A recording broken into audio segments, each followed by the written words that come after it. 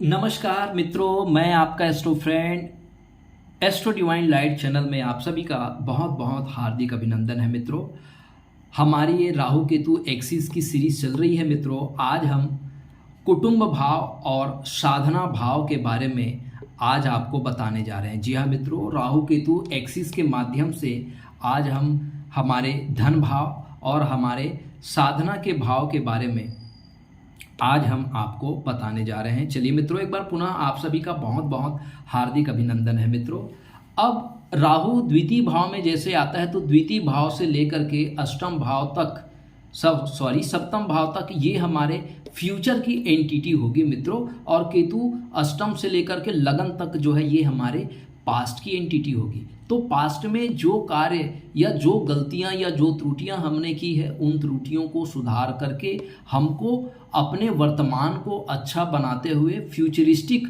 राहु के इन्वायरमेंट में जाके हमको कार्य करना है। तो चलिए मित्रों, ये धन भाव में राहु की स्थिति के बारे में हम विवेचना करते हैं। तो राहु जो है इस वर्तमान युग का सबसे बड़ा ग्रह है, ये कलयुग का सबसे बड़ा ग्रह है। और आज के युग में जातक पैसे प्राप्त करने के लिए ये कुछ भी करने के लिए तैयार हो जाते हैं। जी हाँ मित्रों, कंचन कामिनी एक ऐसा नशा होता है मित्रों, जिसको पाने के लिए व्यक्ति जो है वो गैर सामाजिक और गैर परंपरावादी होने के लिए भी वो तैयार हो जाता है। इनलीगल तरीकों से वो धन प्राप्त करना चाहता है।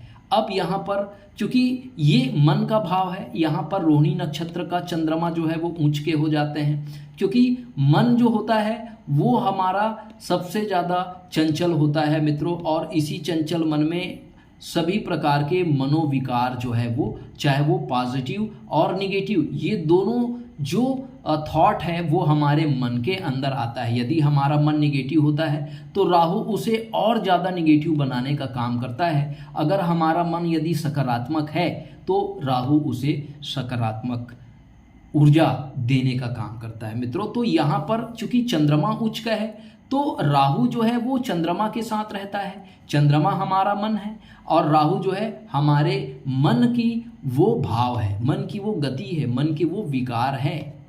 तो राहु जो है वो मन के साथ एसोसिएट होता है, इसलिए जातक पैसा कमाने के लिए वो कोई षड्यंत्र कर सकता है, वो किसी के साथ फ्रॉड कर सकता है, वो किसी के साथ किसी को वो धोखा दे सकता है। तो इस तरीके से ऐसे जातक जो है वो धन के दिशा में वो कार्य कर सकता है। तो सेकंड भाव का जो राहु होता है वो जातक को बहुत ज़्यादा चालाक और चतुर बना देता है, जिसकी वजह से जातक बहुत ज़्यादा षड्यंत्रकारी हो सकते हैं, बहुत ज़्यादा मायावी हो सकते हैं।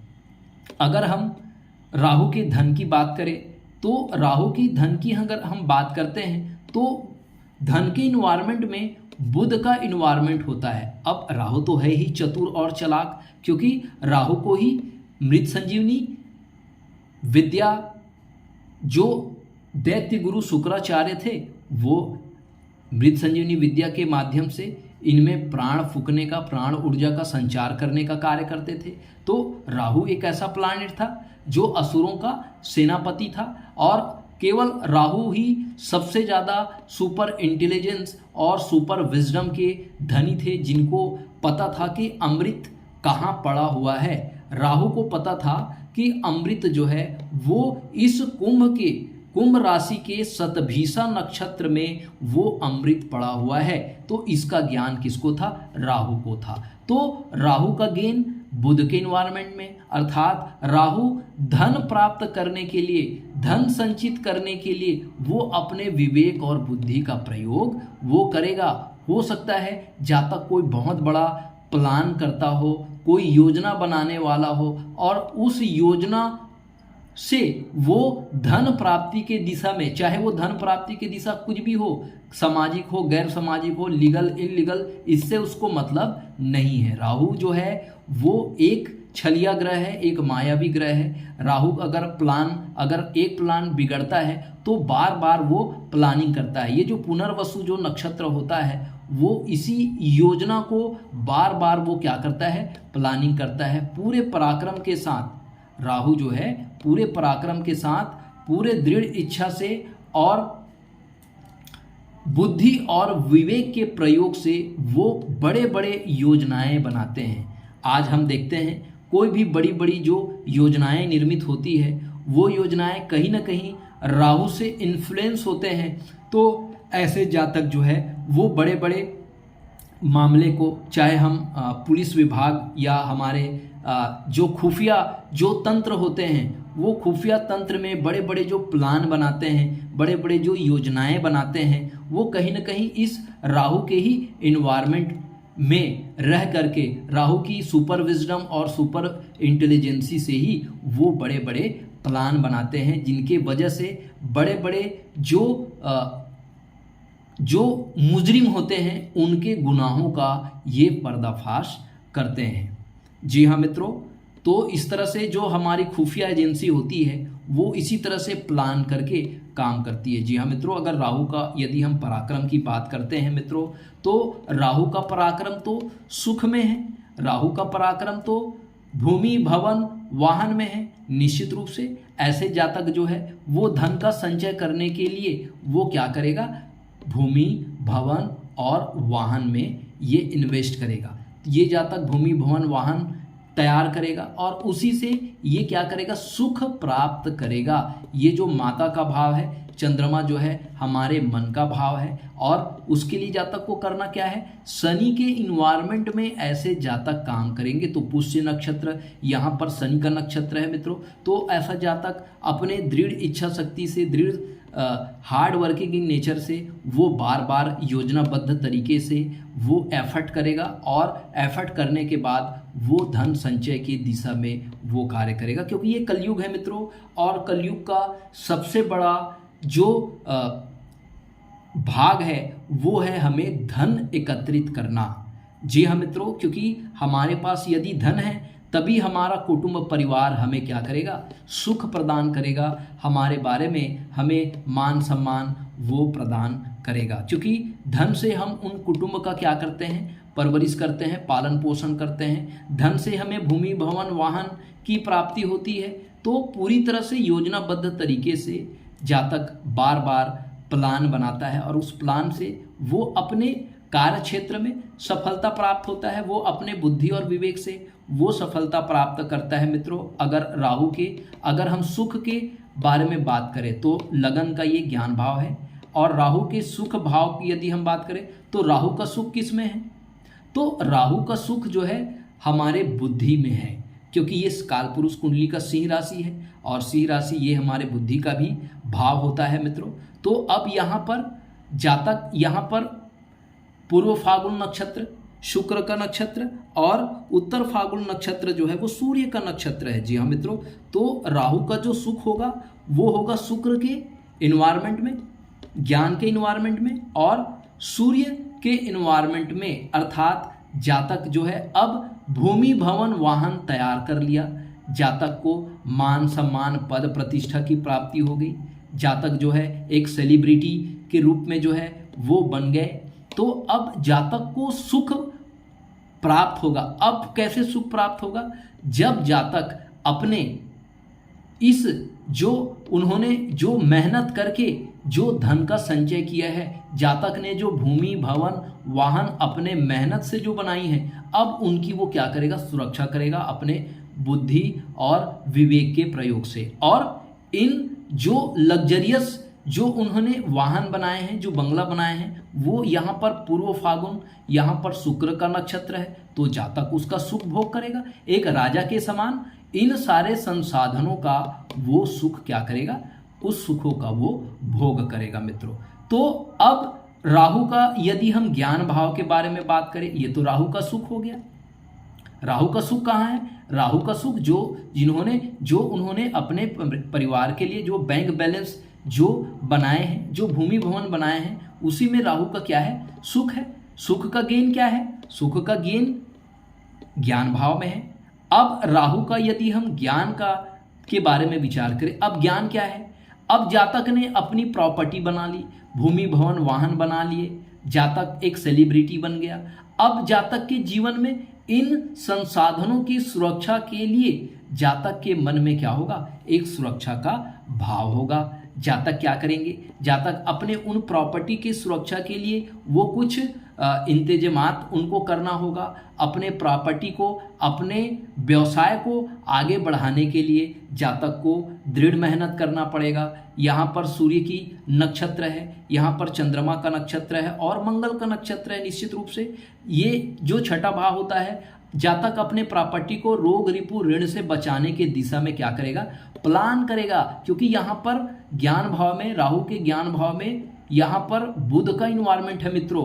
तो बुध जो होता है वो क्या होता है, एक अच्छा योजनाबद्ध तरीके से अपने कार्य को वो संचालित करने वाला होता है, अपने व्यापार को इम्प्लीमेंट करने वाला होता है। तो ऐसा जो जातक होगा वो अपने व्यापार को आगे बढ़ाने के लिए जो मार्केट में जो प्रतियोगिताएं हैं, उन प्रतियोगिताओं को जातक अपने बुद्धि और विवेक से उनको वेन ओवर करेगा और वो अपने व्यवसाय में, अपने यश कीर्ति मान सम्मान में वो क्या करेगा, वृद्धि करेगा, अपने आत्मविश्वास में वृद्धि करेगा, अपने दृढ़ संकल्प में वृद्धि करेगा। तो इस तरह से जातक अपने व्यवसाय को आगे बढ़ाएगा अपने बुद्धि और विवेक से। क्योंकि ये राहु से पंचम है, राहु की ये बुद्धि है और राहु की बुद्धि भाव जो है वो बुध के इन्वायरमेंट में है। तो बुध तो है ही मैनेजमेंट का कारक, एक अच्छे योजना से, एक अच्छे व्यापार, एक अच्छे व्यापारी का गुण भी है इसके अंदर। तो ये अपने बुद्धि और विवेक से ये अपने व्यापार को नियमित रूप से क्या करेगा,